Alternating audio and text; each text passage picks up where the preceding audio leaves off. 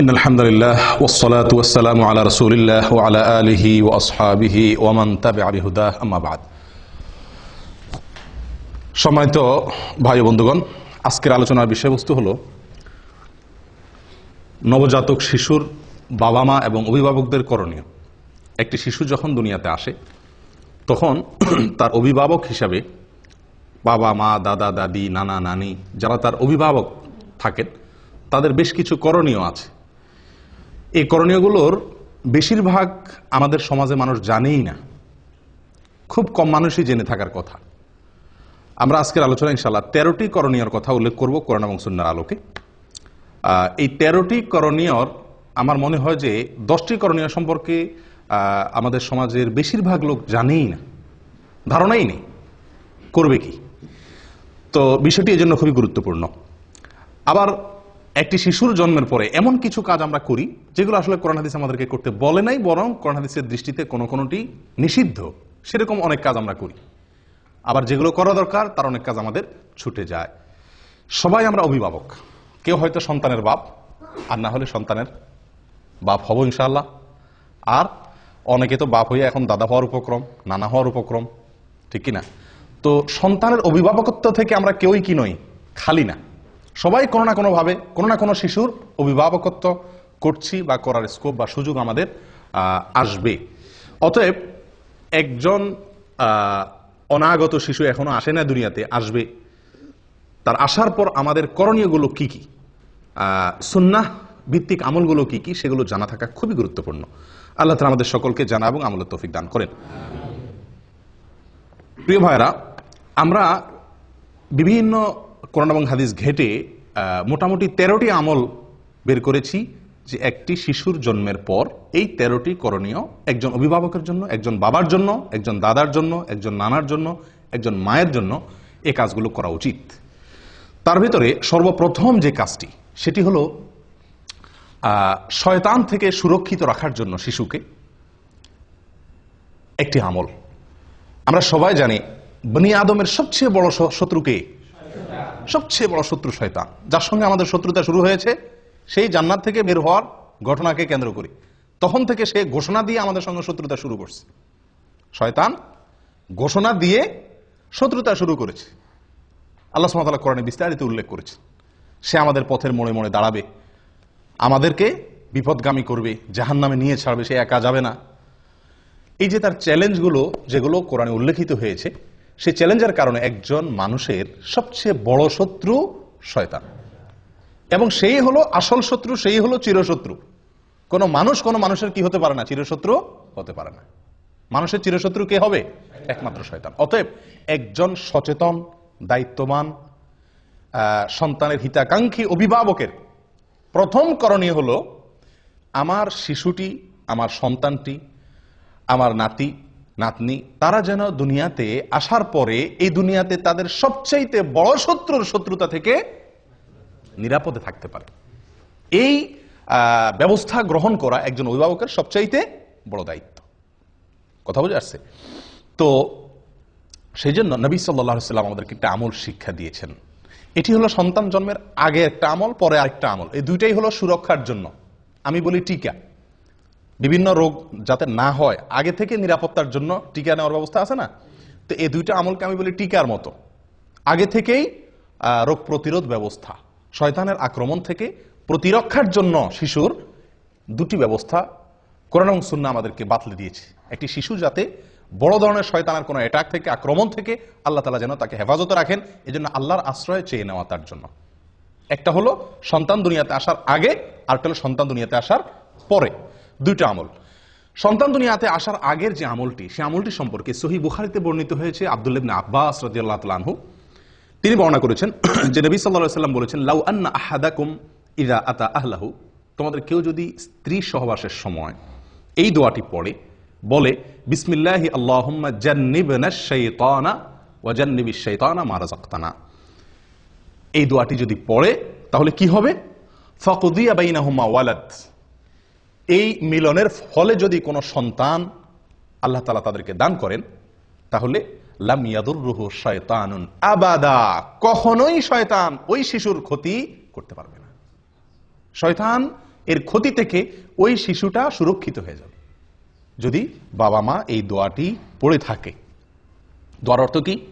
আল্লাহুম্মা জান্নিবনা শাইতানা, আল্লাহ আমাদেরকে শয়তান থেকে আপনি হেফাজত করেন, নিরাপদে রাখেন। ওয়াজান্নিবি শাইতানা মা রাযাকতানা, আর আমাদেরকে যে শিশু, যে সন্তান আপনি দিবেন, রিজিক হিসাবে দান করবেন, সেই শিশু, সেই সন্তানকেও আপনি শয়তানের আক্রমণ থেকে হেফাজত করবেন।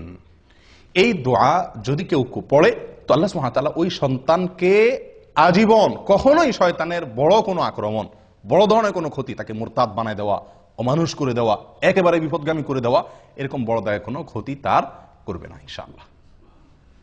প্রিয় ভাইরা, একটি আমল আমরা পেয়ে গেলাম। সন্তান দুনিয়াতে আসার আগেই বাবা মা যদি এই আমলটি করে তাহলে তার সন্তানের জীবনের বিরাট বড় একটি সুরক্ষা হয়ে গেল, একটা প্রতিরক্ষা ব্যবস্থা হয়ে গেল। আমল নাম্বার 2, সন্তান জন্মগ্রহণের পরে বাবা মা যেই সন্তানের কাছে থাকবে অথবা দূরে, কাছে হলে বেশি ভালো, কাছে থাকবে বা দূরে, বাবা হোক মা হোক যে কেউ এই আমলটি করবে, আর সবাই মিলে করলে তো সবচেয়ে ভালো। আমলটি হলো, এটাও আল্লাহর আশ্রয় প্রার্থনা। আপনি কোন দিন সন্তান আল্লাহ তাআলা কবুল করছেন, কোন দিন দোয়া পড়ছেন না পড়ছেন খোঁজ খবর নাই, মুজদিস নাই হয়তো, তো আল্লাহ তাআলা দ্বিতীয় ব্যবস্থা রাখছেন। প্রথম টিকা যদি মিস হয়ে যায় তো দ্বিতীয় টিকা আপনি ধরবেন। সেটা হলো সন্তানের জন্মের পরে আপনি আল্লাহর কাছে আশ্রয় চেয়ে নেবেন, ওই একই আশ্রয়, শয়তানের আক্রমণ থেকে। এক্ষেত্রে দুটি বর্ণনা আমরা পাচ্ছি। এক হলো আল্লাহ সুবহানাহু ওয়া তাআলা সূরা আলে ইমরানের ভিতরে ইমরানের স্ত্রীর ঘটনা বর্ণনা করেছেন। ইমরানের স্ত্রীকে ঈসা আলাইহিস সালামের নানী, মারিয়াম এর মা। যখন মারিয়াম তার গর্ভে এসেছিল তখন তিনি আল্লাহর কাছে ফরিয়াদ করেছিলেন।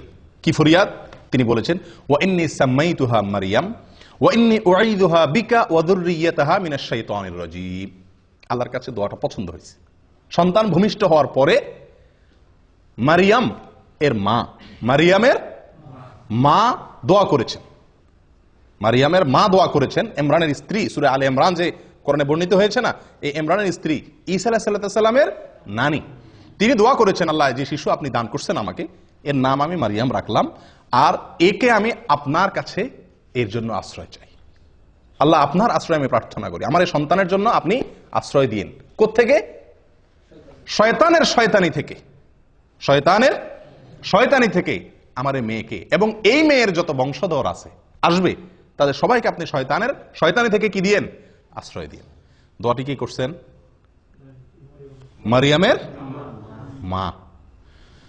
আপনারা আলহামদুলিল্লাহ সবাই মোটামুটি মক্কা মদিনা গেছেন, তাই না? আমাদের দেশ থেকেও হাজিরা আসলে, এখান থেকেও হাজিরা গেলে মরিয়ম ফুল কিনে, দেখছেন আপনারা? মরিয়ম ফুল কিনে। কেন মরিয়ম ফুল কিনে? আবার ওই কি মরিয়ম খেজুরও একটা আছে সম্ভবত, না? মরিয়ম খেজুর কিনে, মরিয়ম ফুল কিনে। কেন? ওই যে মারিয়াম আলাইহিস সালাম তার গর্ভে আল্লাহ সুবহানাহু ওয়া তাআলা কুদরতিভাবে যে সন্তান দিয়েছিলেন ঈসা আলাইহিস সালামকে, তার জন্মটা হয়েছে একমাত্র মানে সরাসরি আল্লাহর কুদরতে, তাই না? এবং তার বর্ণনা আল্লাহ কোরআনে উল্লেখ করেছেন। তিনি গাছের সাথে হেলান দিয়ে বসেছিলেন, খেজুর গাছের সাথে, আল্লাহ বলছেন ধাক্কা দিয়েছেন, খেজুর পড়ছে, তিনি সেখান থেকে খাইছেন, আল্লাহ তাআলা খুব সহজে গর্ভ খালাস করে দিয়েছেন।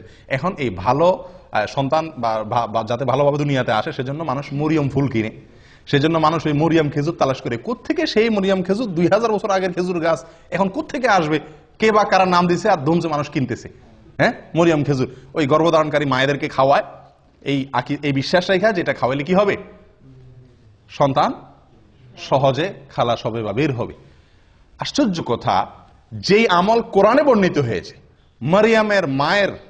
মারিয়ামের মায়ের যেই দোয়া আল্লাহ পছন্দ করে কোরআনে যুক্ত করে দিয়েছেন, ওই খেজুর, মারিয়ামের খেজুর সংরক্ষিত থাকা সহজ না।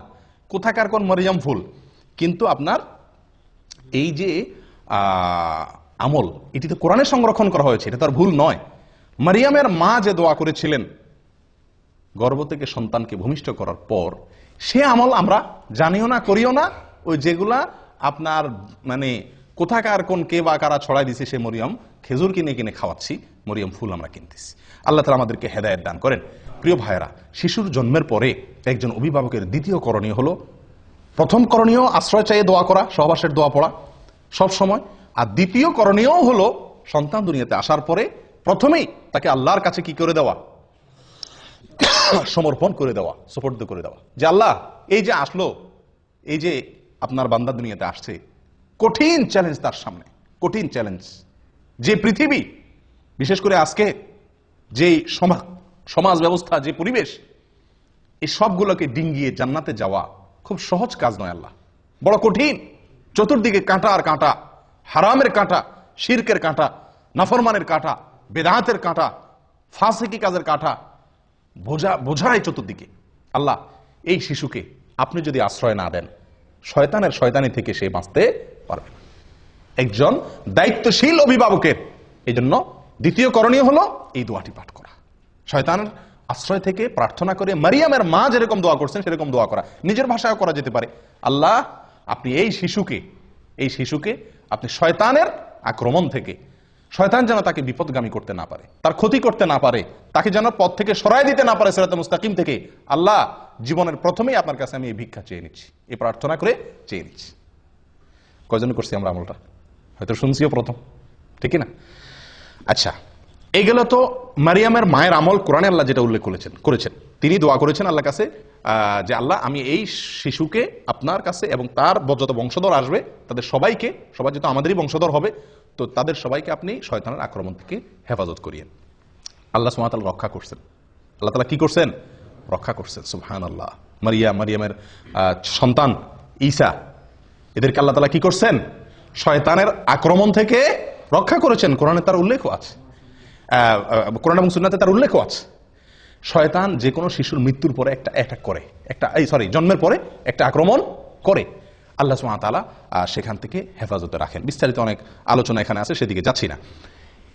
এই আমলটার দ্বিতীয় সূত্র নেন নবী সাল্লাল্লাহু আলাইহি সাল্লামের আমল থেকে। এটিও সহিহ বুখারীতে বর্ণিত আছে এবং আব্দুল্লাহ ইবনে আব্বাস রাদিয়াল্লাহু আনহু বর্ণনা করেছেন। নবী সাল্লাল্লাহু আলাইহি সাল্লাম যখন হাসান এবং হোসেন রাদিয়াল্লাহু তাআলা আনহুমার জন্ম হয়েছিল, তার নাতি হাসান এবং হোসেন রাদিয়াল্লাহু তাআলা আনহুমার জন্ম হয়েছিল, তখন তিনি একটা দোয়া পড়ছেন। কি দোয়া পড়ছেন? জন্মের পরে বলতে একেবারে জন্মের পরপরই করছেন এমনটা হাদিস থেকে পরিষ্কার বোঝা যায় না অবশ্য। তাদের জন্য তিনি আশ্রয় প্রার্থনা করতেন, দোয়া করতেন। বুঝা যাচ্ছে কথা? কিরকম দোয়া করতেন? দোয়া করতেন এই, উআইযুকুমা বিকালিমাতিল্লাহি তাম্মাহ মিন কুল্লি শাইতানিন ওয়া হাম্মাহ ওয়া মিন কুল্লি আইনিন লাম্মাহ। উআইযুকুমা বিকালিমাতিল্লাহি তাম্মাহ মিন কুল্লি শাইতানিন ওয়া হাম্মাহ ওয়া মিন কুল্লি আইনিন লাম্মাহ। হুবহু এটা পড়া কোনো জরুরি না। উনি দুইজনের জন্য দোয়া করছেন, এর জন্য ওই জুকুমা বলেছেন। এটা জন্মের পরপরই করতে হবে, এটা জরুরি না। বাকি জন্মের পরে যে কোনো সময় শিশুর জন্য এই দোয়াটি করা অভিভাবকের। দোয়াটির অর্থ হলো এই, আমি হে শিশু তোমাকে আল্লাহর আশ্রয় চাই, অথবা হে আল্লাহ আমি আশ্রয় চাই এই শিশুর জন্য আমি আপনার আশ্রয় চাই দুটি বিষয় থেকে। এক হলো শয়তানের আক্রমণ থেকে, যেটা মারিয়ামের মা দোয়া করছিলেন। আরেকটা নবী সাল্লাল্লাহু আলাইহি ওয়াসাল্লাম যোগ করছেন, সেটা কি? বদনজর থেকে। শিশুদের প্রতি একটু বদনজরটা বেশি লাগে, এটাই বাস্তবতা। তো নবী সাল্লাল্লাহু আলাইহি ওয়াসাল্লাম তার নাতি হাসান হোসেনের জন্য দোয়া চেয়ে নিয়েছিলেন যেন আল্লাহ তাআলা তাদেরকে শয়তান থেকে কি করেন?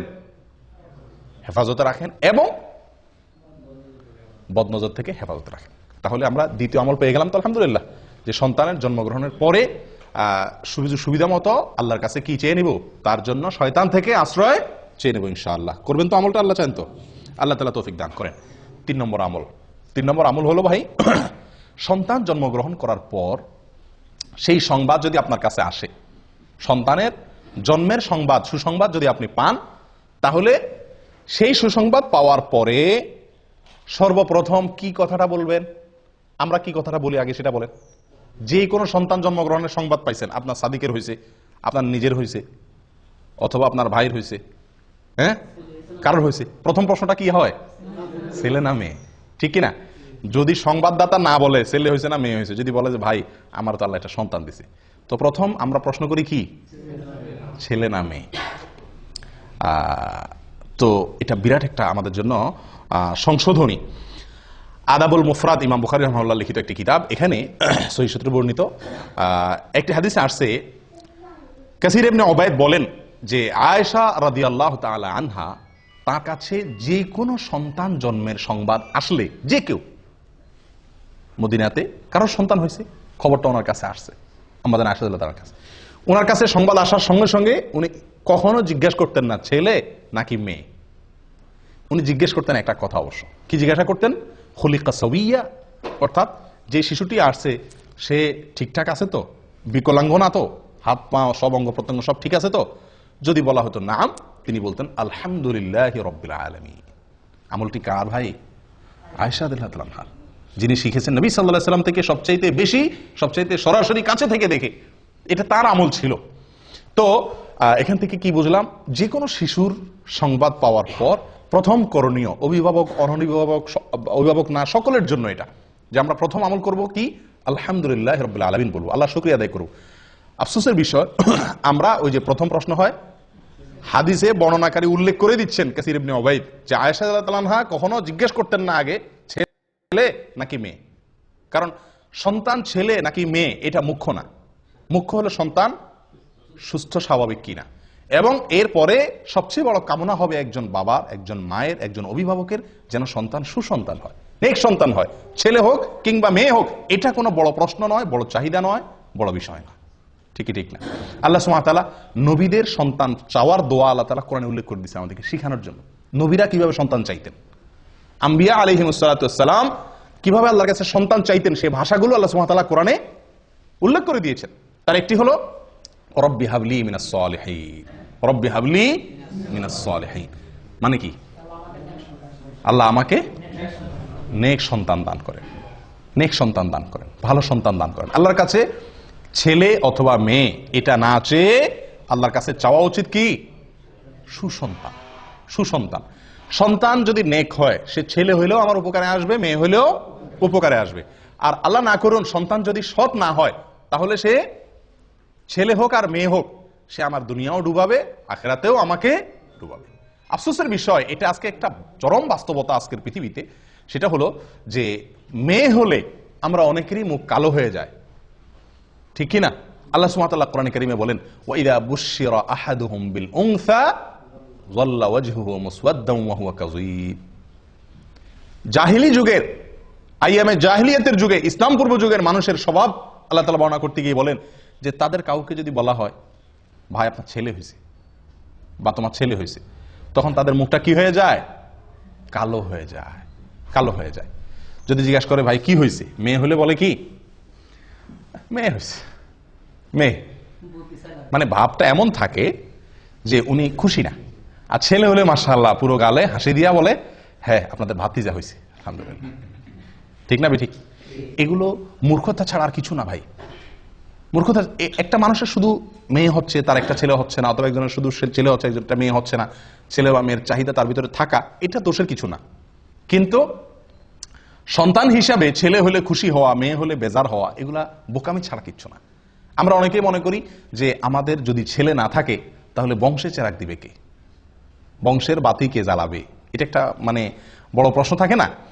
আপনি মরে কবরে যায় শুটকি হবেন, সেখানে গিয়ে আপনার কি জান্নাত হবে না জাহান্নাম হবে, সেই টেনশনে আপনি শেষ হবেন। তখন দুনিয়াতে আপনার বংশের চেরাগ জ্বললো না, হারিকেন জ্বললো না, হেজাক লাইট জ্বললো না, মোমবাতি জ্বললো, এটা আপনার কোনো দরকার আছে? কি বলেন? এটা বোকামি ছাড়া আর কি, এটা নির্বুদ্ধিতা ছাড়া কিছুই না প্রিয় বন্ধুগণ। এই জন্য সন্তান সুসন্তান যেন হয়, সেটা বরং আল্লাহর কাছে দোয়া করা। মেয়ে হলে এটাকে ভালো, সঠিক তারবিয়ত লালন পালন করে সুপাত্রস্থ করতে পারলে, এটাকে ভালোভাবে লালন পালন করতে পারলে, ইনসাফ করতে পারলে, আদর ভালোবাসা দিয়ে, জান্নাতের ওয়াদা আছে। 2টা মেয়ে পারলে, 3টা মেয়ে পারলে, ছেলে 10টা ছেলে পারলেও কোনো জান্নাতের ওয়াদা কোনো হাদিসে নাই। নবী সাল্লাল্লাহু আলাইহি সাল্লাম, আমাদের নবী সাল্লাল্লাহু আলাইহি সাল্লামের 4টা মেয়েকে আল্লাহ তাআলা জীবিত রাখছেন। ছেলে দিছেন যেগুলা সব ছোটবেলায় শেষ নিয়ে গেছেন, বাঁচায় রাখছেন শুধু মেয়েগুলাকে। উনি নিজে মেয়েদের বাপ। এত যাদের কি হয় না, ছেলে হয় না বা ছেলে নাই, শুধু মেয়ে, আপনারা এটা ভাইবা খুশি হন যে নবী সাল্লাল্লাহু আলাইহি সাল্লাম মেয়েদের বাপ ছিল, আপনিও কি মেয়েদের বাপ। কোন কোন সালাফ বলেছেন আল আম্বিয়াউ আবুল বানাত, বেশিরভাগ নবীদেরকে আল্লাহ তাআলা ছেলের চাইতে মেয়ে বেশি দিয়েছেন। আর অভিজ্ঞতাও বলে এই যুগে ছেলেদের চাইতে মেয়েরা বাবা মারে কষ্ট কম দেয়। ছেলেরা বাপ মার মুখ যত বেশি চুনকারি দেয়, মেয়েরা ততটা দেয় না। মেয়েরা যতটা ভালোবাসে বাবা মাকে, ছেলেদের ভালোবাসা ততটা পাওয়া যায় না। মেয়েরা সব সময় স্বামীর সাথে ঝগড়া করে বাপ মার পক্ষ হয়ে, আর ছেলেরা বাপ মার সাথে ঝগড়া করে বউয়ের পক্ষ হয়ে। ঠিক না ঠিক? এর মানে এই না যে আমি বলতেছি ছেলে খারাপ মেয়েই ভালো সব, বাকি বেশিরভাগ ঘটনা এরকম ঘটে থাকে। অতএব জন্মের পরে প্রথম কথা হবে আল্লাহর কাছে শুকরিয়া আদায় করা। ছেলে হইছে নাকি মেয়ে হইছে এই সমস্ত নিয়ে মুখ কালাকালি করা, এটা এক ধরনের কুফরি, এক ধরনের আল্লাহর নেয়ামতকে কি করা, ডিনাই করা, অস্বীকার করা। এটা উচিত নয়। আল্লাহ তাআলা আমাদেরকে সঠিকটা বোঝার তৌফিক দান করেন। তাহলে 3 নম্বর আমল হলো সন্তান জন্মের সংবাদ শোনার পরে, এটা শুধু অভিভাবকের জন্য না, সকলের জন্য প্রথম কাজ হলো কি করা? শোনার পরে আল্লাহ শুকর আদায় করা, আলহামদুলিল্লাহ রাব্বিল আলামিন বা আলহামদুলিল্লাহ। 4 নম্বর আমল, নবজাতক শিশু দুনিয়াতে আসার পরে তার কানে আজান দেওয়া। কি দেওয়া? কানে আজান দেওয়া। কানে আজান দেওয়া এটি একটি আমল। কয়জনে আপনাদের শিশুর জন্মের পরে আজান দেওয়ার ব্যবস্থা করছিলেন এখানে? হাত তোলেন তো দেখি। মাশাআল্লাহ। বাহিরে আজান দিল, এটা সঠিক হলো না। কানে আজান দিতে হবে। কানে আজান দেওয়া মানে আবার কি না, কানে মাইক ধরে আজান দেওয়া না। ছোট বাচ্চা তো মারাই যাবে, তাহলে অ্যাক্সিডেন্ট হবে। আজান দেওয়া বলতে কানের আজানের বাক্যগুলো তাকে কেউ ধরলো আপনার কোলে রেখে সামনে, তার কান বরাবর নিয়ে আপনি কি করলেন? আজানের বাক্যগুলা শুনায় দিলেন তাকে। এখানে চিৎকার করে করে, জোর করে করে তার কানের কাছে মুখ নিয়ে কি নেওয়া না, আজান দেওয়া না। আজানের বাক্যগুলো তার কানে শুনিয়ে দেওয়া। তাকে প্রথম এই আল্লাহর জমিনে আসার পরে আল্লাহর কালিমা, সালাতের আহ্বান তার কানে পৌঁছে দেওয়া, এবং এর একটা প্রভাব তার জীবনে ফলবে ইনশাআল্লাহ। কথা বুঝে আসছে ভাই? আবু রাফি রাদিয়াল্লাহু তাআলা আনহু তিনি বর্ণনা করেছেন। কে? আবু রাফি রাদিয়াল্লাহু তাআলা আনহু তিনি বর্ণনা করেছেন, যেটি মুসনাদ আহমদে এসেছে, সুনানে তিরমিজিতে এসেছে, এবং ইমাম তিরমিজি রাহিমাহুল্লাহ হাদিসটিকে হাসান সহিহ বলে মন্তব্য করেছেন। কি আবু রাফি রাদিয়াল্লাহু তাআলা বলেন, রাআইতু রাসূলুল্লাহ সাল্লাল্লাহু আলাইহি ওয়াসাল্লাম আযানা ফি উযুনিল হাসানি হিনা ওয়ালাদাতু ফাতিমা বিসসালাহ। তিনি বলেন, আমি নবী সাল্লাল্লাহু আলাইহি ওয়াসাল্লামকে দেখেছি, আমি নিজে দেখেছি, তিনি ফাতিমা রাদিয়াল্লাহু তাআলা আনহার ছেলে হাসানের জন্মের পরে তার কানে আজান দিয়েছেন। ঠিক নামাজের যে আজান, হুবহু সেরকম আজান তিনি তার নাতি হাসান রাদিয়াল্লাহু কানে দিয়েছেন। তাহলে এটা একটা আমল পাইলাম কি পাইলাম না? আজান দেওয়া। অনেকে বলেন বাম কানে একামত দেওয়া, ডান কানে আজান দেওয়া, বাম কানে। ডান কানে আজান দেওয়া তো নবী সাল্লাল্লাহু আলাইহি ওয়াসাল্লামের আমল থেকে সাবিত হলো, যদিও কেউ কেউ এটা নিয়েও এর সনদ নিয়ে অনেকে মন্তব্য করেছেন, কিন্তু আমার কাছে বিশুদ্ধ মনে হয় আজান দেওয়াটাই সুন্নাত, এই হাদিস দ্বারা যেহেতু সাবিত হয়েছে। বাম কানে একামত দেওয়া, এটা কতটুকু প্রমাণিত? আমাদের সমাজে বাম কানেও একামত দেওয়ার কি আছে, রেওয়াজ বা সিস্টেম চালু আছে। তো এটা একেবারে ভিত্তিহীন না। এক্ষেত্রে 3টা হাদিস পাওয়া যায়। একটা হাদিস যেটা পাওয়া যায় সেটাকে জাল বলেছেন মুহাদ্দিসিনে কেরাম অনেকে, হাদিসটি ভিত্তিহীন। আরেকটাকে জয়ীব বলেছেন, যেটা সুনানে বাইহাকিতে বর্ণিত হয়েছে। আর আরেকটা হাদিস আছে যেটা নবী সাল্লাল্লাহু আলাইহি ওয়াসাল্লাম থেকে না, কোনো সাহাবী থেকেও না, একজন তাবী ওমর ইবনে আব্দুল আজিজ রাহিমাহুল্লাহ, ওনার থেকে বর্ণিত। ওমর ইবনে আব্দুল আজিজ ইসলামের খুব নামকরা একজন খলিফাদের, 4 খলিফার পরে বলা হয় 5ম খলিফা বলা হয়, অর্থাৎ খুব সুশাসনের জন্য পৃথিবীর ইতিহাসে, মুসলমানদের গৌরবোজ্জ্বল ইতিহাসে যাদের নাম স্বর্ণের অক্ষরে লেখার মতো, তাদের মধ্যে অন্যতম হলেন ওমর ইবনে আব্দুল আজিজ রাহমাতুল্লাহি আলাইহি। ওনার থেকে বর্ণিত হয়েছে যে উনি বা শিশুর জন্মের পরে ডান কানে আজান দিতেন, বাম কানে একামত দিতেন। কিন্তু এই যে ওনার থেকে বর্ণিত হয়েছে, এটারও কোনো সনদ ছাড়াই অনেক সালাফ উল্লেখ করেছেন। যাই হোক, এই বিষয়টা এই জন্য এত বেশি মজবুতির সাথে প্রমাণিত নয়। এটি বগবীতে, তাফসীর বগবীতে আছে এবং অন্যান্য কিতাবে উল্লেখ আছে। তাহলে ডান কানে আজান দেওয়া, কানে আজান দেওয়া, এটা প্রমাণিত হলো। কয় নম্বর আমল গেল? 4 নম্বর আমল গেল। আমল নম্বর 5, পিতা সন্তানের জন্য কল্যাণের দোয়া করা, বরকতের দোয়া করা, বিভিন্ন জিনিস দোয়া করা। সারা জীবন তো দোয়া করবেনই, কিন্তু শিশুর জন্মের পরে শুরুর দিকে আল্লাহর কাছে কি করবেন? তার জন্য কিছু জিনিস চেয়ে নেবেন। খুব গুরুত্বপূর্ণ একটা আমল।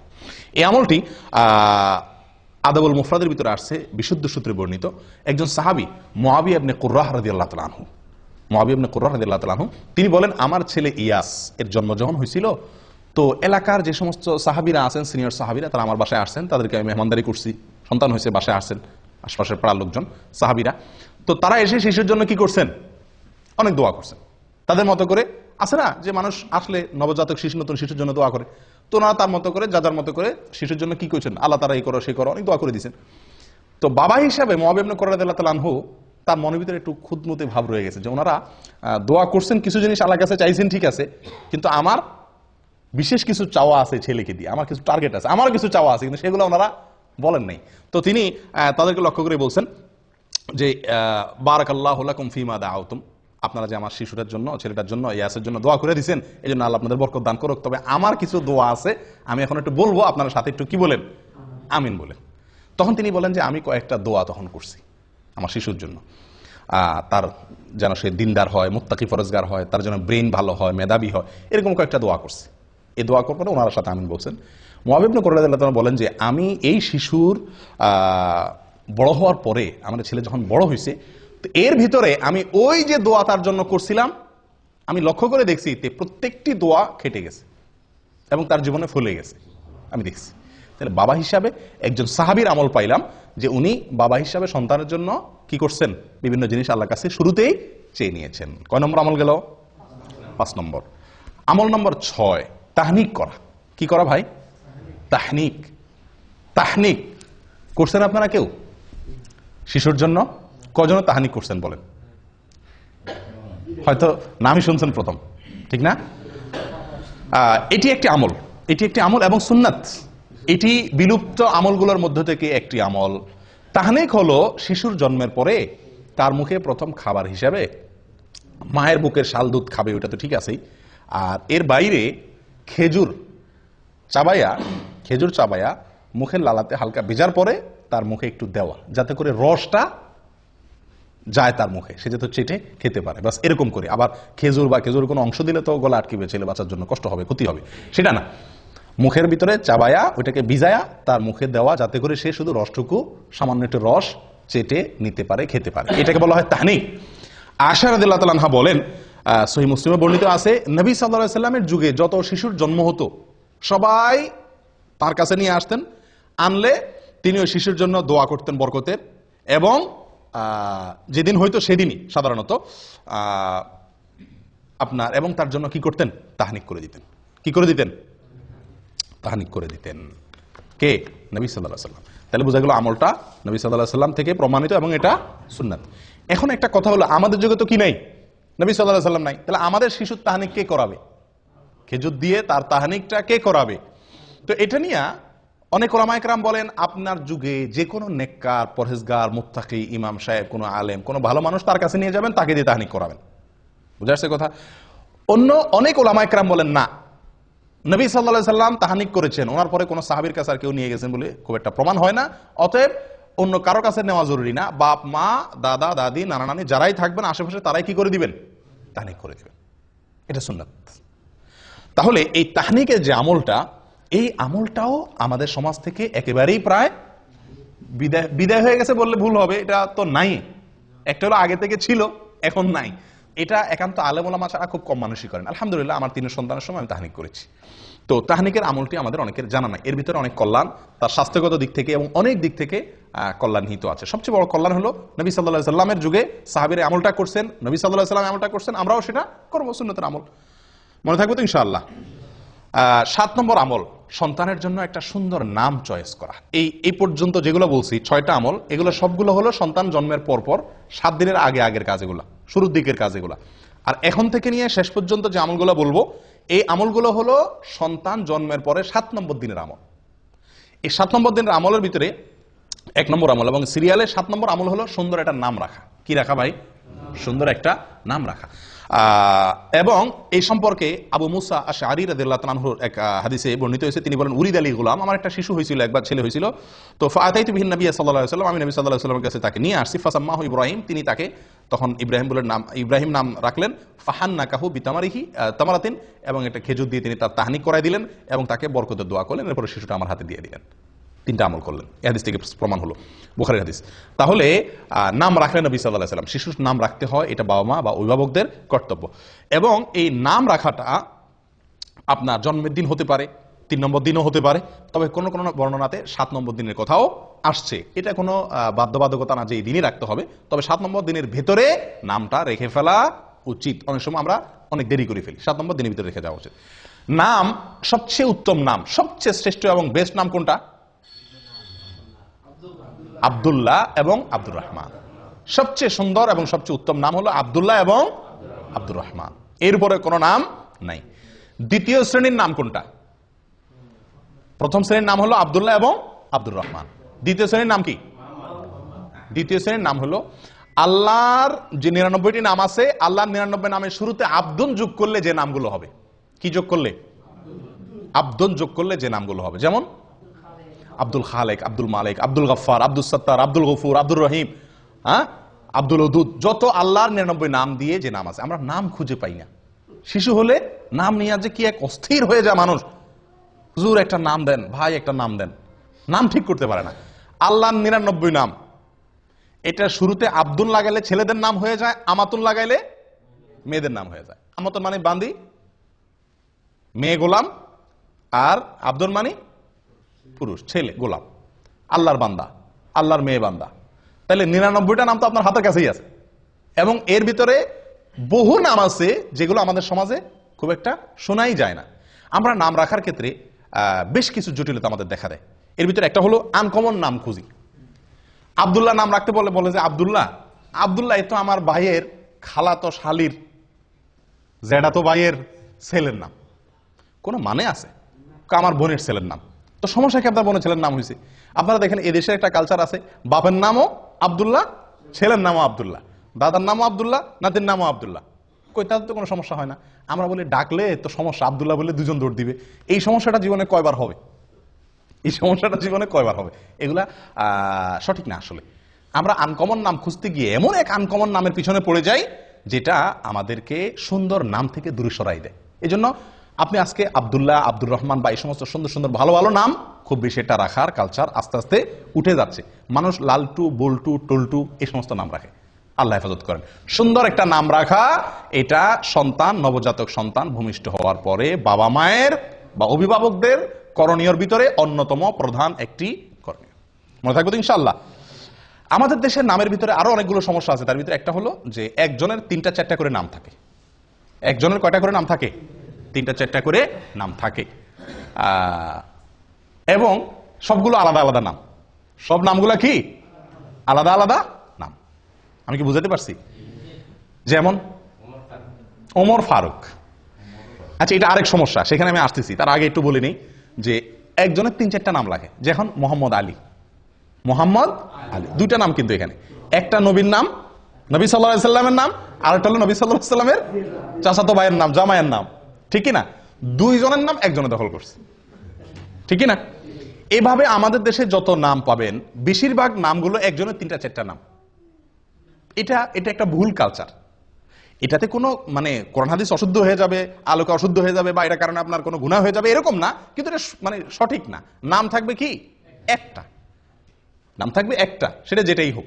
হ্যাঁ, তার সাথে বাবার নাম যুক্ত হতে পারে, তাহলে 2টা হলেও সমস্যা নেই। দাদার নাম যুক্ত হয়ে 3টা হলেও কি নাই, দোষের কিছু নেই। কিন্তু আপনার একারই নাম কি 3টা। এখন তার নাম হলো মোহাম্মদ আলী, তার বাবার নাম হলো আব্দুল গফুর, তাহলে মোহাম্মদ আলী, আব্দুল গফুর, দাদার নাম আরেকটা লোগান, তাহলে 4টা 5টা নাম হয়ে গেল। 3 জনের মিলে 4-5টা নাম।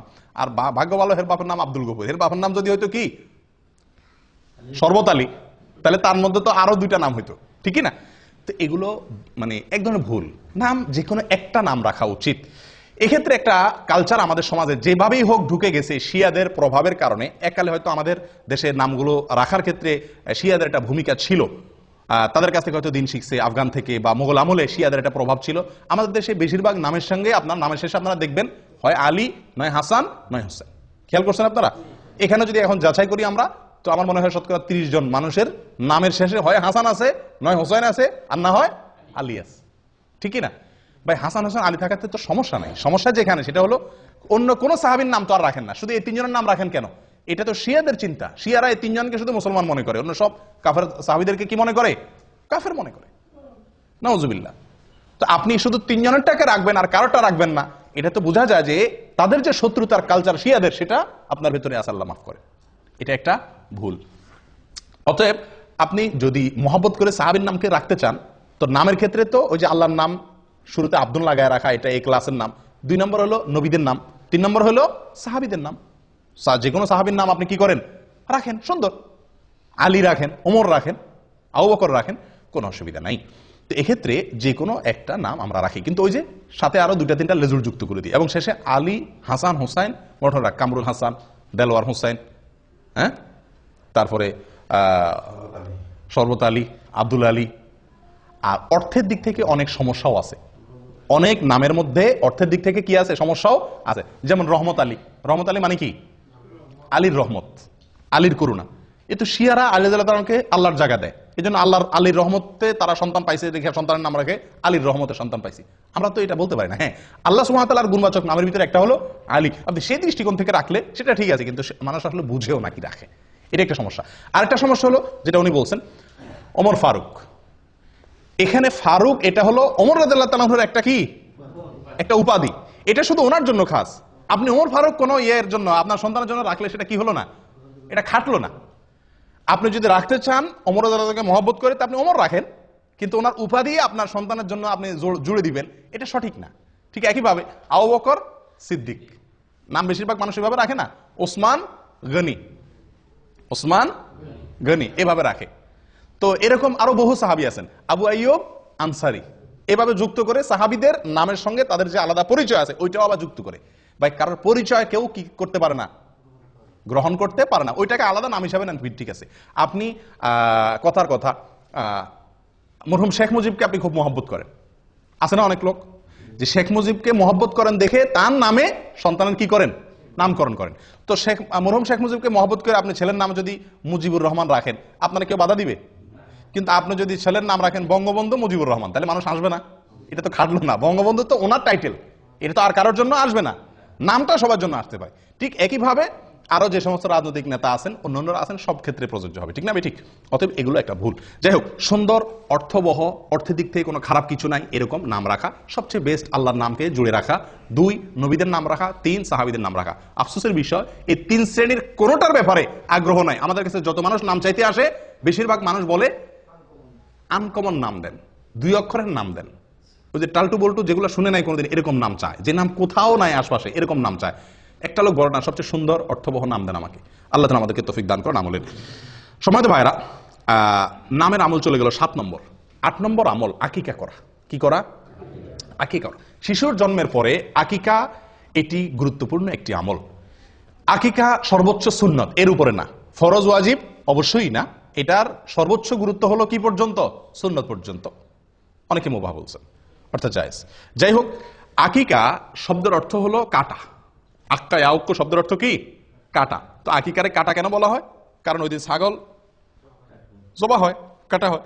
অথবা কেউ কেউ বলছেন যেদিন বাচ্চার চুল কাটা হয় সেজন্য ওই দিনের জবাইয়ের নামও হয়ে গেছে কি? কাটার জবাই, অর্থাৎ কাটার দিনের জবাই, নামই হয়ে গেছে আকিকা, মানে কাটা। আচ্ছা, আকিকা সম্পর্কে নবী সাল্লাল্লাহু আলাইহি সাল্লাম থেকে অনেক হাদিস পাওয়া যায়, বহু হাদিস পাওয়া যায়। তার সবগুলো তো আমরা বলতে পারবো না। এর ভিতরে একটা হলো আব্দুল্লাহ ইবনে আব্বাস রাদিয়াল্লাহু তাআলা আনহু থেকে বর্ণিত, সুনানে নাসাইর ভিতরে আসছে। তিনি বলেন নবী সাল্লাল্লাহু আলাইহি সাল্লাম তার নাতি হাসান এবং হোসেন রাদিয়াল্লাহু তাআলা আনহুমার জন্মের পরে তিনি 2টি করে মেষ জবাই করেছিলেন। কে? নবী সাল্লাল্লাহু আলাইহি সাল্লাম। এবং তিনি নির্দেশ করেছেন, ইবনে মাজাহ এর হাদিসে আসছে, আয়েশা রাদিয়াল্লাহু তাআলা বলেন আমারানা রাসূলুল্লাহ সাল্লাল্লাহু আলাইহি সাল্লাম, আমাদেরকে নবী সাল্লাল্লাহু আলাইহি সাল্লাম নির্দেশ করেছেন আন-নাউক আনিল গুলামি শাতাইন, যে ছেলে হলে যেন 2টা ছাগল আমরা আকিকা হিসেবে জবাই করি, ও আনিল জারিয়াতে শাত, আর মেয়ে হলে 1টা ছাগল যেন জবাই করি। তাহলে এই হাদিসগুলো দ্বারা বোঝা গেল যে আকিকা করা নবী সাল্লাল্লাহু আলাইহি সাল্লামের একটি আমল, সুন্নাত। তাহলে এটা আমরা করার চেষ্টা করব ইনশাআল্লাহ বিইذনিল্লাহ। আকিকার ক্ষেত্রে প্রথম কথা হলো আকিকার সময়সীমা। কোন সময় করতে হবে? 7 নম্বর দিনে। 7 নম্বর দিন কোনটা? অনেকে ভুল বুঝেন। সন্তান জন্ম হয়েছে যেদিন, ওই দিনের পরে 7 দিন পরে না। অনেকে জন্ম হওয়ার পরে 7 দিন পরে করে, 7 দিন পরে না, 6 দিন পরে, 7 নম্বর দিনে। আরো সহজ হবে বোঝার জন্য, যেই দিনে সন্তান জন্মগ্রহণ করে, যেই বারে জন্মগ্রহণ করে, পরের সপ্তাহ তার আগের দিন। রবিবারে জন্মগ্রহণ করলো, তাহলে 7 নম্বর দিন কি বারে হবে? শনিবার হবে। সোমবার না, সোমবার তো আরো পরে হবে, শনিবার হবে। রবিবারে হলে রবি, সোম, মঙ্গল, বুধ, বৃহস্পতি, শুক্র, শনি, 7 নম্বর দিন হবে শনিবার। সোমবারে জন্মগ্রহণ করলে আকিকা হবে কি বারে? রবিবারে। শুক্রবারে জন্মগ্রহণ করলে আকিকা হবে বৃহস্পতিবারে। এ হলো আকিকার সময়, 7 নম্বর দিন। তবে বুরাইদা রাদিয়াল্লাহু তাআলা আনহু থেকে বর্ণিত এক হাদিসে আসছে, যেটি বাইহাকিতে বিশুদ্ধ সূত্রে বর্ণিত হয়েছে, যে নবী সাল্লাল্লাহু আলাইহি ওয়াসাল্লাম বলেছেন আল আকিকাতু তুযবাহু লি7 আও লি14 আও লি21। আকিকার পশু জবাই করতে হবে 7 নম্বর দিনে, অথবা অপশন আছে, দ্বিতীয় সুযোগ আছে, সেটা হলো 14 নম্বর দিনে, অথবা 3 নম্বর সুযোগ আছে 21 নম্বর দিন। এই তিনটাই এই হাদিস দ্বারা বোঝা গেল সুন্নাত। তবে 1 নম্বরের সুন্নাত হলো, ফার্স্ট ক্লাসের সুন্নাত হলো 7 নম্বর দিনে করতে পারলে উত্তম, আর না হলে 14 বা 21 নম্বর দিনের আরো 2টা স্টেশন আছে, সেগুলো ধরতে পারেন। কিন্তু যদি এই 3 দিনের কোনো দিন আপনি করতে না পারেন, তাহলে সুযোগ আছে পরবর্তীতে যে কোনো সময় করার, কিন্তু এই 3 দিনে বা বিশেষ করে 7 নম্বর দিনে করা উত্তম। এখন একটা প্রশ্ন আসে, মেয়েদের জন্য আকিকার পশু জবাই করতে হবে 1টা, ছেলেদের জন্য হলো 2টা।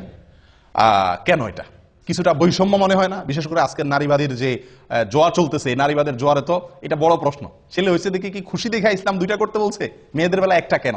হ্যাঁ, একজন মুসলিমের সবচেয়ে বড় উত্তর হলো এক্ষেত্রে, আমরা নবী সাল্লাল্লাহু আলাইহি সাল্লাম এর অনুসরণ করার জন্য আল্লাহ নির্দেশ করেছেন, উনি বলেছেন, সেটা আমান্না সাল্লাম আমরা মেনে নিয়েছি।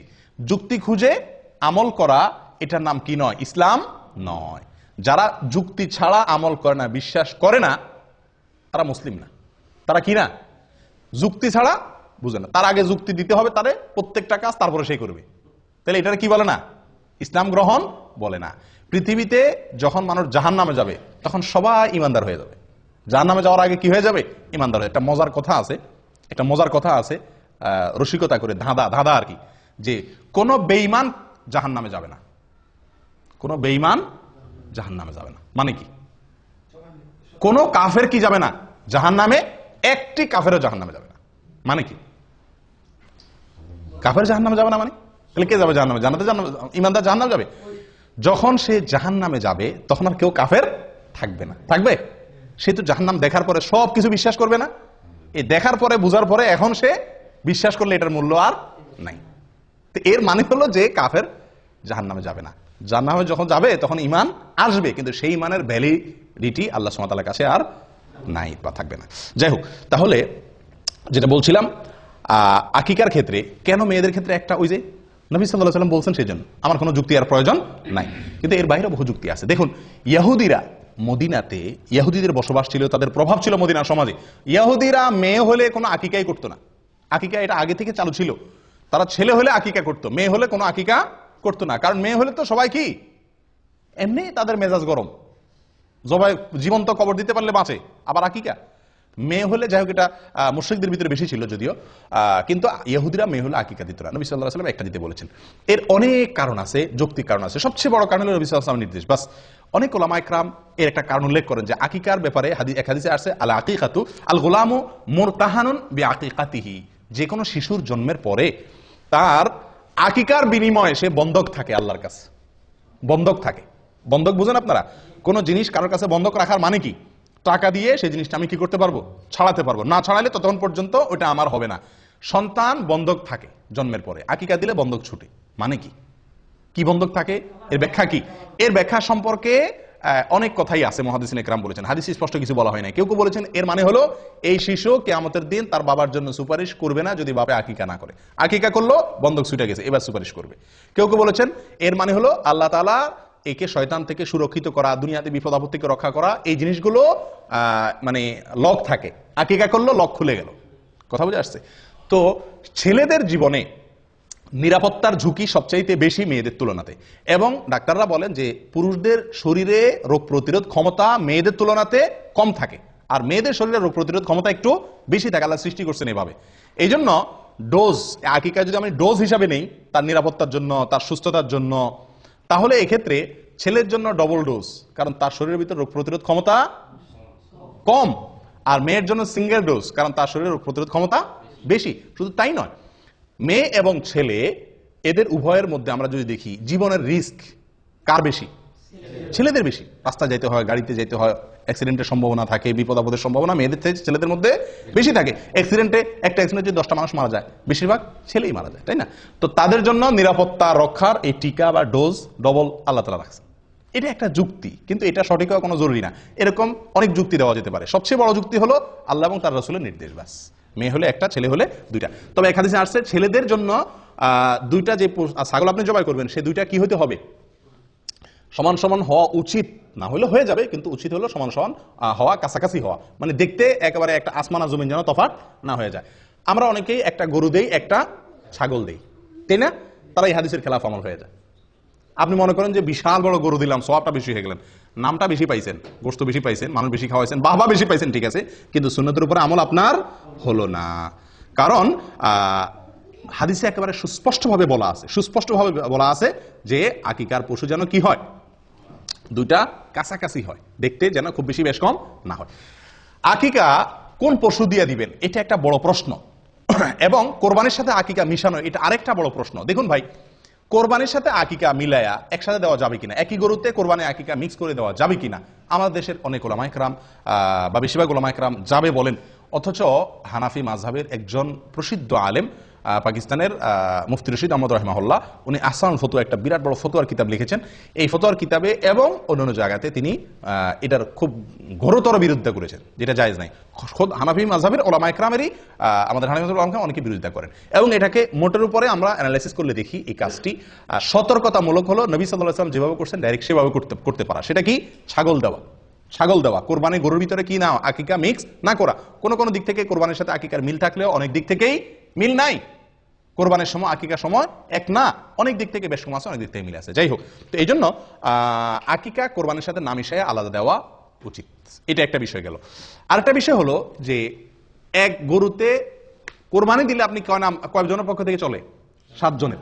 কিন্তু আকিকা দিলে এক, ছেলে হলে একটা। কিন্তু সেক্ষেত্রেও ওই যে দুইটা পাশাপাশি রাসূল সাল্লাল্লাহু কাছাকাছি বয়সে বলতে বলছেন, তাহলে সেক্ষেত্রে 2 গরু তো আকিকা মানুষ দেয় না।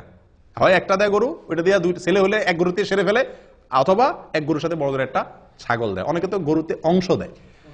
তো এই অংশ দেওয়া না দেওয়া উচিত, ডাইরেক্ট গরু বা ছাগল দেওয়া উচিত। দেখুন ভাই, আকিকার 3টা শ্রেণী আমি বলি। এক হলো আপনি গরুতে 2 নাম দিলেন, এটা হাদিসের থেকে অনেক দূরে হয়ে যায়। এটা সম্পূর্ণ যুক্তি নির্ভর হয়, দলিলের সরাসরি দলিলের সাথে মিলে না। নাম্বার 2, 2টা ছাগল দেওয়া বা 2টা ভেড়া দেওয়া সরাসরি, এটা নবী সাল্লাল্লাহু আলাইহি ওয়াসাল্লাম আমার সাথে মিলে। এটা হলো এই ক্লাসের। আর এটা হলো যে একটা গরু দিলেন, একটা ছাগল দিলেন, এটা কোন রকমের চলে। বুঝে আসছে কথা? কিন্তু সবচেয়ে উত্তম হলো 2টা ছাগল দেওয়া। আকিকা যদি কেউ দিতে না পারে, সমস্যা আছে? বিশেষ কোনো অসুবিধা নাই, হারাম না, কারণ এটা ফরজও না ওয়াজিবও না। কিন্তু বিনা কারণে আকিকা কি করা উচিত না? ছাড়া উচিত না। আমাদের সমাজে অনেক লোক আকিকা দেয় না, অথবা বাপ হইছেন, ছেলের বাপ হইছেন, একটা ছাগল বলে যে একটা ছাগলের টাকা আছে আমার কাছে, সমস্যা আছে? সমস্যা নাই। আপনার যদি সামর্থ্য না থাকলে একটা দিবেন। কিন্তু আমাদের দেশে মানুষের জন্য আমি বলি যে একটা দিলে চলবে না ছেলের বাপ হইলে। কেন? কারণ ছেলের বাপে যদি বলে যে আমার সামর্থ্য নাই, আমার তার সাথে কথা আছে। কেমনে সামর্থ্য নাই আপনার সামর্থ্য নাই কেমনে আমার বুঝাই দেন। একজন বাপ সন্তান জন্মের পরে কমের পক্ষে 10 কেজি মিষ্টি কিনা লাগে আমাদের দেশে, লাগে কি লাগে না? হাসপাতালের ডাক্তার, আয়া, দারোয়ান, বাড়ি, শ্বশুর বাড়ি, বন্ধু বান্ধব, আশপাশের প্রতিবেশী দিতে মিনিমাম 10 কেজি লাগে, আপনার মিষ্টি লাগে। ঢাকা শহরে যদি আপনি মিষ্টি কিনতে যান 400 টাকা মিষ্টির কেজি। 10 কেজি মিষ্টির দাম কত হয়? 4000 টাকা। 4000 টাকা মোটামুটি একটা ছাগল পাওয়া যাবে কি যাবে না? তা আপনি যদি বলেন যে একটা ছাগলের টাকা আছে আমার কাছে, আমি বলবো আরেকটা ছাগলের টাকা আমি বাইর করে দিচ্ছি। আপনার মিষ্টি খাওয়াইতে বলছে কি? এটা আরেক ভুল। সন্তান জন্মগ্রহণ করার পরে আমরাও ভুল করি, যারা খাওয়াইয়া পাঠি তারাও ভুল করি, আর যে খাওয়ায় সেও ভুল করে। আমরা সন্তান হইলে বা কিছু হইলে বলি কি ভাই মিষ্টি খাওয়ান। আশ্চর্য, শরীয়ত আপনারা বলছে গোশত খাওয়ার অধিকার দিচ্ছে, আপনি গোশত না চাইবেন, আপনি চাইবেন লাহাম, আপনি চান মিষ্টি। এটা বোকামি না? আর যে খাওয়ায় সেও ভুল করে, কারণ সে মিষ্টি খাওয়ালে তার আকিকা মাফ নাই। এদিকে মিষ্টি কিনে আবার এদিকে আকিকা কিনে, ডবল খরচ না? আপনার কাছে কেউ মিষ্টি চাইলে আপনি তারা হাইকোর্ট দেখাই দেন, বলে দেন যে আকিকার দিন আইসেন। আকিকার দাওয়াতে মানুষ ভয়ে সাধারণত আসতে চায় না, অতএব আপনার মিষ্টি টাকা বেঁচে যাবে। তো যাই হোক, এই মিষ্টি কিনতে গিয়া সুন্নতের উপর আমল করা অনেক সময় কঠিন হয়ে যায়, এটা ঠিক না, এটা একটা ভুল প্রবণতা। আল্লাহ আমাদেরকে সঠিকটা করার তৌফিক দান করেন। প্রিয় ভাইরা, আকিকার পশু আপনি যখন জবাই করবেন, তখন কি দোয়া পড়বেন? বিসমিল্লাহি আল্লাহু আকবার, বিসমিল্লাহি আল্লাহু আকবার, আল্লাহুম্মা লাক ওয়া ইলাইক, আল্লাহুম্মা লাক ওয়া ইলাইক, হাযিহি আকিকাতু, এরপরে বাচ্চার নাম বলবেন, হাযিহি আকিকাতু ফুলান ইবনে ফুলান, হাজি আকিকাতু আব্দুল্লাহ ইবনে অমুক, হাজি আকিকাতু অমুক ইবনে অমুক। বাংলা বলতে পারেন বিসমিল্লাহ আল্লাহু আকবার, আল্লাহ এটা আপনার উদ্দেশ্যে করছি, আপনার জন্য, এবং আপনার দিকে এটা প্রত্যাবর্তিত, এই পশু যেটা জবাই করতেছি, এবং এই পশুটা আমার অমুক ছেলের অমুকের ছেলে অমুকের পক্ষ থেকে এটা কি দিলাম, আকিকা করলাম। দোয়া না পড়লেও আকিকা হয়ে যাবে, কিন্তু পড়া সুন্নাত। এটা নবী সাল্লাল্লাহু আলাইহি ওয়াসাল্লামের আমল, যেহেতু বাইহাকিতে বর্ণিত হয়েছে, অতএব এটা আমল করা ভালো। আকিকার গোশত বাপ মা খাইতে পারবে কি পারবে না?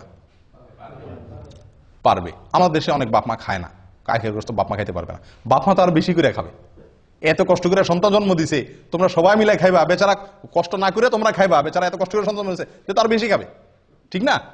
অনেকে খায় না, এটা ভুল প্রবণতা। অনেকের মধ্যে একটা প্রবণতা আছে, খুব বাজে প্রবণতা, এটা খুব কম জায়গায় আছে যদিও, জাহিলি যুগে ছিল, এত মারাত্মক না, জাহিলি যুগের চাইতে আরো বেশি জাহিলি যুগ। সেটা হলো যে আকিকার পশুর রক্ত কোন কোন এলাকাতে শিশুরে খাওয়ায়, বলে যে রোগ বালাই ভালো হবে। মূর্খতা কোথায় চলে গেছে? আল্লাহ সুবহানাহু ওয়া তাআলা কোরআনে স্পষ্ট বলেছেন, হুররিমাত আলাইকুমুল মাইতাতু ওয়াদ দামু, আল্লাহ তাআলা রক্তকে হারাম করেছেন। তাহলে সেখানে শিশুরা আপনি খাওয়াচ্ছেন, এবং রক্তের ভিতরে এই যে প্রবাহমান রক্ত যেটা রক্ত থেকে বের হয়ে আসে, এটা মানুষের শরীরের জন্য বিষের মতো ক্ষতিকর, ভয়াবহ ক্ষতিকর জিনিস। কেন আল্লাহ তাআলা জবাই করে রক্ত বের করে দিতে বলছেন? ডাক্তাররা বলেন, চিকিৎসা বিজ্ঞানীরা বলেন, কারণ কোনো পশু যদি জবাই করা ছাড়া এমনি মাইরা খান আপনি, এই রক্ত এগুলা তো বের হলো না, এই গোশত স্বাস্থ্যের জন্য ভয়াবহ রকমের ক্ষতি করে। এই জন্য তো জবাই নির্দেশ করছে শরীয়ত, যাতে রক্তগুলো বের হয়ে যায়। আর সে রক্ত নিয়ে কারে খাওয়াচ্ছে?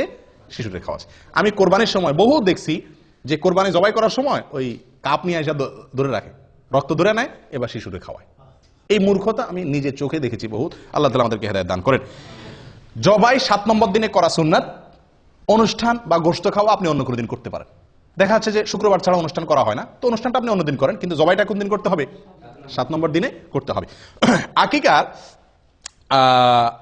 এক জায়গাতে আপনি প্রবাসে আছেন, দেশে বাচ্চা হয়েছে, তো এখানে আপনি কি দিতে পারেন? আকিকা দিতে পারবেন। আবার বাচ্চা হাসপাতালে আছে, 7 নম্বর দিন এসে গেছে, আকিকা আপনি বাসায় দিতে পারেন। বাচ্চা নানা বাড়ি আছে, আকিকা দাদার বাড়ি দিতে পারেন, কোনো অসুবিধা নেই। বাচ্চা কোথাও আছে দেখার দরকার নেই, যে কোনো জায়গায় দিলেই হলো। 2টা ছাগল দিবেন, ছেলে হয়েছে, দেশে একটা দিলেন, এখানে একটা দিলেন, অসুবিধা নেই, চলবে। আমাদের খাওয়ার ব্যবস্থা রাখলেন, শুধু দেশেই সব খাওয়াইলেন না।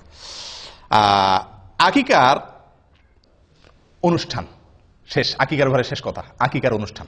কি অনুষ্ঠান রে ভাই? আকিকার অনুষ্ঠান।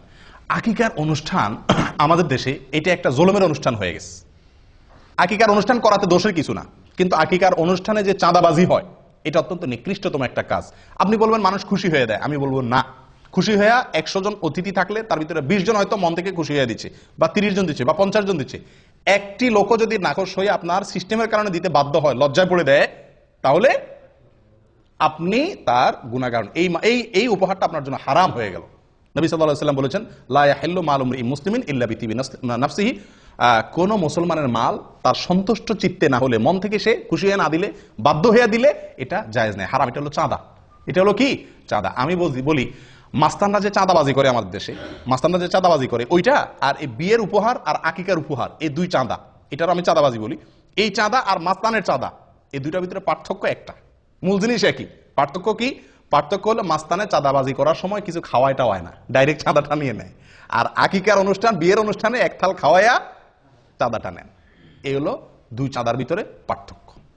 কিন্তু বেশিরভাগ লোক না হইলেও কিছু লোক হইলেও নাখোশ হয়ে যায়। বিশেষ করে এই অনুষ্ঠানগুলোতে একান্ত কাছের বাচ্চার, খুব কাছের লোক, ফুফু ভাই, এরা হয়তো একটা চেইন দিল, একটা আংটি দিল, বা একটা কিছু দিল, নগদ টাকা দিল, অসুবিধা নেই। কিন্তু অন্যান্য অনেক লোক আছে যারা আকিকার অনুষ্ঠানে খালি হাতে যাইতে পারে না। এই দেশে এই কালচারটা নেই। আমাদের মোহাম্মদ আলী গত শুক্রবারে আকিকার এক দাওয়াত পাইছে, তো আমারে বলে শেখ এরাবিয়ানদের দাওয়াত, তো আমারে বলে সে কি নিয়ে যাবো। আমি বললাম যে এখানে তো নেওয়ার সিস্টেম নাই, নিলে তুমি বেকুব হইবা, সবাই সামনে শরম পাইতে হবে, কেউ নিবে না, তুমি একলা নিবা। সে আমার কথা শুনে নাই, না শুনে ওই সাবিল থেকে বাচ্চার জন্য গিফট কিনে নিয়ে গেছে। বুদ্ধিমানের কাম করছে, গায়েত রাখছে আগে, নিয়ে আগে বেজ্জত হয় না, যাই দেখে কেউ কিছু আনে নাই, তখন সে একলা নিলে বেকুব হবে না, আর আনে নাই। তো এই দেশে এই সিস্টেমটা নেই, দাওয়াত দিচ্ছেন, খেয়ে চলে যাবে। আপনি দাওয়াত দিয়া টেবিল আর চেয়ার নিয়ে বসা, আমি বলি আকিকা বিয়ের অনুষ্ঠানে যে গেটে টেবিল চেয়ার নিয়ে বসে না, এটা এক তো মাস্তানের চাঁদাবাজির সাথে মিল আছে, আর হলো ভিক্ষুকের ভিক্ষার সাথে মিল আছে। পার্থক্য হলো এতটুকু, ভিক্ষুকে ভাঙা থাল নিয়ে ভিক্ষা করে, আর আপনি টেবিল আর চেয়ার নিয়ে ভিক্ষা করবেন, এই হলো পার্থক্য। ভিক্ষুক ভিক্ষার সময় ভাঙা থাল নিয়ে বসে, আপনি টেবিল আর চেয়ার নিয়ে বসলেন। নিকৃষ্ট একটা কালচার হয়ে গেছে আমাদের দেশে, এগুলো বাধ্য হয়ে মানুষ, এটা সিস্টেম হয়ে গেছে। কেউ যদি বাচ্চাকে খুশি হয়ে কিছু দিতে চায়, ওপেন, আগে পরে কত সময় সে দিতে পারে। এই সময়টাতে আমি গেটে খাতা কলম নিয়ে বসা মানে কি, তুমি না দিয়ে ঢুকলে চিহ্নিত হয়ে যাবা, কি দিছো সেটা আবার লেখা হবে। এগুলো একরকম মানুষকে বাধ্যবাধকতায় ফেলে দেওয়া, যেটা উচিত না, আল্লাহ তাআলা মাফ করেন। আকিকার দিনে যে কাজগুলো করা দরকার, বা যে আমলগুলোর কথা আমরা বলছি একজন শিশুর জন্মের পরে, সেগুলো তো আমরা করি না, করি হলো কুকাম। বিশেষ করে ঢাকা শহরে, এখন ঢাকা না, সব জায়গাতেই, ম্যাক্সিমাম জায়গাতেই আকিকার যে অনুষ্ঠান করে, আল্লাহ মাফ করুক, রীতিমতো ক্যালকুলেশন করে তো হিসাব বাইর করে, কত খরচ হবে, কত লোক দাওয়াত দেবে, কি গিফট আসতে পারে, কত টাকা আমাদের প্রফিট থাকতে পারে, হিসাব নিকাশ হয়। এটা তো একটা আছেই। আরেকটা অনাচার যেটা বিয়ের ভিতরে হয়, সেটা হলো ব্যান্ড পার্টি এনে, অথবা লম্বা লম্বা বড় বড় ওই যে আপনার সাউন্ড বক্স আনায়া ধুম ধাড়াক্কা গান চালায় দেয়। আপনারা লক্ষ্য করছেন এটা? কারণ বাচ্চারা আকিকা মানে সেখানে আশপাশে সবার ঘুম হারাম। এটা কি সুন্নতের উপর আমল হলো না তামাশা হলো? এই বাচ্চার উপরে তো আল্লাহর গজব নাজিল হবে রহমতের জায়গায়, যে বাচ্চার আকিকা উপলক্ষে পুরো এলাকা মানুষের ঘুম হারাম। আমি নিজে গতবার ছুটিতে গেছি দেশে, রাত 12টা 1টা বাজে, হঠাৎ করে দেখি ধুম ধাড়াক্কা শুরু হয়ে গেছে 12টার দিকে, গভীর ঘুম ভেঙে গেছে। কি ব্যাপার? বিশাল সাউন্ড দিয়ে গান। আমি নেমে বের হলাম, আমার ওয়াইফ বলে যে যাইও না, এত রাত্রে ঢাকা শহরে মানুষ বাসাতে পারে না। কি বলো, এই এলাকায় কোনো মানুষজন বসবাস করে না নাকি? বাইর হয়ে যায়, দেখি যে আকিকার ধুম ধাড়াক্কা গান চলতেছে। বললাম যে ভাই, মাথার বিবেক কোথায় গেছে? এই শিশুটা জন্ম হয়েছে, তার জন্য সবাই দোয়া করবে। এই যে আমার ঘুমটা ভাঙাই দিলেন, আমি কি দোয়া করবো না বদোয়া করবো? আমার মধ্যে শত শত লোক বদোয়া করতেছে শিশুর জন্য, আর আপনি ধুমধারাক্কা গান লাগাই দিচ্ছেন। মূর্খতা কোথায় গিয়ে ঠেকছে? আপনি বিয়ের অনুষ্ঠানে গান বাজাবেন না, নাচবেন, আরো কিছু করবেন, আপনার বাসায় আপনি করেন। আপনি সাউন্ড বক্স দিয়ে পুরো এলাকা মানুষের কষ্ট দিচ্ছেন। শিশুর কষ্ট হচ্ছে, অসুস্থ লোকের কষ্ট হচ্ছে, ঘুমন্ত মানুষের কষ্ট হচ্ছে, অনেকের ডিউটি আছে সকালে, অনেকের পরীক্ষা আছে সকালে, সারা রাত। এবং বিশেষ করে ঢাকা শহরের এই কালচার একেবারে পুরো ঢাকা শহরে আছে। আমরা মূর্খ, এখনো কত লেভেলের নিচু লেভেলের মূর্খ রয়েছি যে রাতভর আমি পুরো এলাকা মানুষকে বাধ্যতামূলক গান শুনে, কেউ কিছু বলারও অধিকার নাই, সাহস নাই, ক্ষমতা নাই। মূর্খতা কোথায় চলে গেছে? তো আকিকার অনুষ্ঠানকে এটা বেবরকতি করে, কল্যাণ নষ্ট করে এই সমস্ত গান বাজনার কারণে। আল্লাহ হেফাজত করেন। প্রিয় ভাইরা, 9 নম্বর আমল হলো বাচ্চার মাথার চুল কাটা, চাঁচা 7 নম্বর দিনে। এবং চুল চাঁচার পরে আরেকটা আমল আছে, যেটা হয়তো আপনারা অনেকে জীবনে প্রথম শুনছেন। সেটা হলো চুল চাঁচার পরে চুলের ওজন পরিমাণ রূপা আল্লাহর রাস্তায় দান করা। চুলের ওজন পরিমাণ রূপা আল্লাহর রাস্তায় দান করা। কয়জনে করছেন? হাত তোলেন। 2 জন করছেন, মাশাআল্লাহ। আর কেউ করেন নাই? আলহামদুলিল্লাহ। আমি 3 সন্তানের সময় করছি। 2 সন্তানের সময় তো দেশে থাকতে আপনার ওই পলিথিন করে আমি নিয়ে গেছি স্বর্ণের দোকানে। স্বর্ণের দোকানে যায়, কারণ স্বর্ণের দোকান ছাড়া তার এত অল্প চুল মাপার মতো কি নাই, বাটখারা কারোর কাছে এত ছোট নাই। তো তাদের কাছে মাপাইয়া তখন 25 টাকা না 35 টাকা এরকম অল্প কিছু হয়েছে দিয়ে দিছি। মনে রাখতে হবে এটা একটা আমল, সুন্নাত। খুঁটিয়ে খুঁটিয়ে এই সমস্ত সুন্নতের উপর আমল করা দরকার। কিন্তু আমরা জানি না আমল করবো কোথেকে। আপনি রূপা দেওয়া জরুরি না, রূপার সমান মূল্যে দান করে দিলেন, কিন্তু ওই চুলের উপরে আন্দাজ করে মাপতে না পারলে আন্দাজ করে অন্তত দিয়ে দিলেন, এটা করা উচিত। এবং এ সম্পর্কে মুসনাদ আহমদের ভিতরে বিশুদ্ধ সূত্রে বর্ণিত আছে হাদিস, এবং আরো অন্যান্য জায়গাতে মোটামুটি কম বেশ হাদিস আছে। তার ভিতরে একটা হলো আবু রাফি রাদিয়াল্লাহু তাআলা আনহু বলেন, যেটা মুসনাদ আহমদের ভিতরে আসছে, তিনি বলেন যে নবী সাল্লাল্লাহু আলাইহি সাল্লাম যখন হাসানের জন্ম হয়েছিল, তখন এই শিশুর মা ফাতেমা রাদিয়াল্লাহু তাআলা আনহাকে বলেছেন, ইহলিকি রাসা, এ ফাতেমা এই ছেলের চুল চাঁচো, ওয়া তাসাদদাকি বিওয়াজনি শারিহি ফিদ্দাতান আলাল মাসাকিন, মিসকিনদেরকে এই বাচ্চার চুলের ওজন পরিমাণ রূপা দিয়ে দিও। কে বলছেন? নবী সাল্লাল্লাহু আলাইহি সাল্লাম। কাকে বলছেন? ফাতেমা রাদিয়াল্লাহু তাআলা আনহাকে। অথচ এই আমলটা আমরা জানিই না। এটা করার চেষ্টা করবেন তো ইনশাআল্লাহ, আল্লাহ তাআলা তৌফিক দান করুন। 10 নম্বর আমল হলো, এটা আরো বিদায় হয়ে গেছে, এটা আমি নিজেও জানতাম না, এবং আমার 3 সন্তান কোনোটা সময় করি না। সেটা হলো যে সন্তান জন্মের পরে জাফরানের কালার দিয়ে টাকের মধ্যে একটু লাগিয়ে দেওয়া, মাথা কালার করা হালকা একটু, আনন্দের অংশ হিসাবে।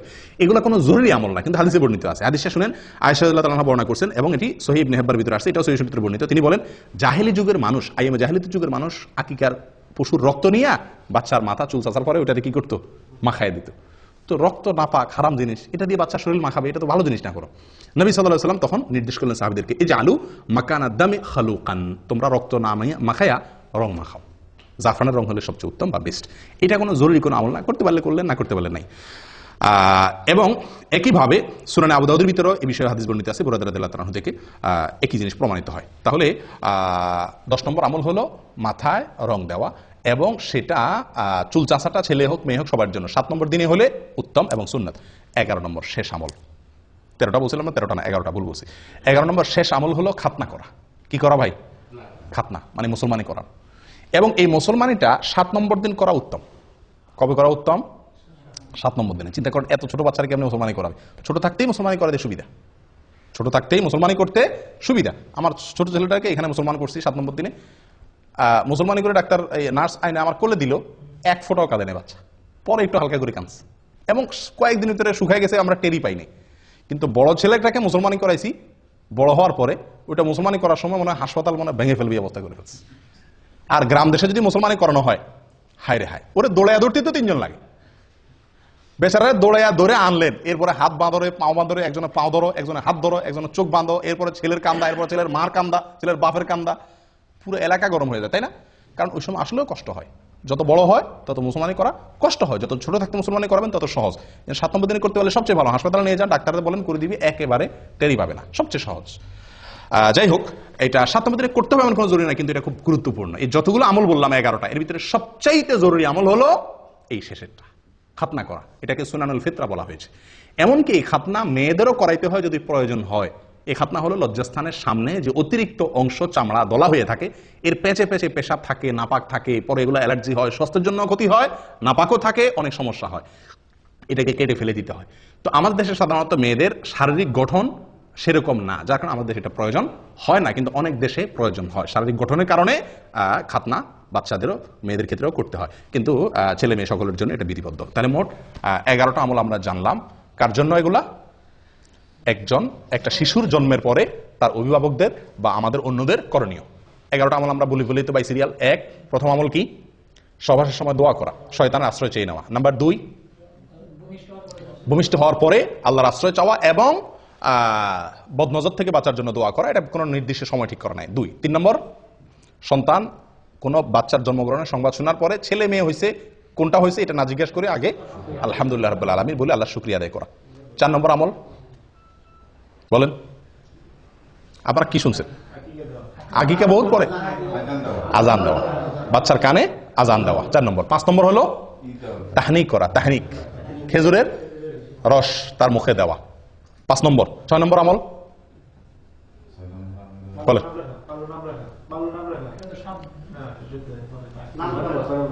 6 নম্বর হলো সুন্দর নাম রাখা। নাম রাখার আগে আরেকটা আছে, তাহনিক পর আরেকটা আছে, বলেন। হ্যাঁ, বাবার জন্য দোয়া করা, বাবা শিশুর জন্য কি করা? দোয়া করা, বরকতের কল্যাণে দোয়া করা। কয় নম্বর গেল? 6 নম্বর। 7 নম্বর হলো সুন্দর একটা নাম রাখা, অর্থবহ একটা ভালো নাম রাখা। 8 নম্বর হলো সুন্নত পদ্ধতিতে সঠিকভাবে ভালোভাবে আকিকা করা। আকিকার ক্ষেত্রে একটা মাসআলা রয়ে গেছে, বড় হওয়ার পরও কি করা যায়? আকিকা করা যায়। হাসান বসরি রাহমাতুল্লাহ আলাইহি বলেন, যদি কেউ পুরুষ হয়ে থাকে তার আকিকা যদি করা হয় না এটা জানতে পারে, সেজন্য আকিকা করে। মুহাম্মদ ইবনে সিরিন রাহমাতুল্লাহ আরেকজন তাবঈ, উনি বলছেন যে যদি আমার আকিকা করা হয় না আমি জানতাম তাহলে আমারটা আমি করতাম।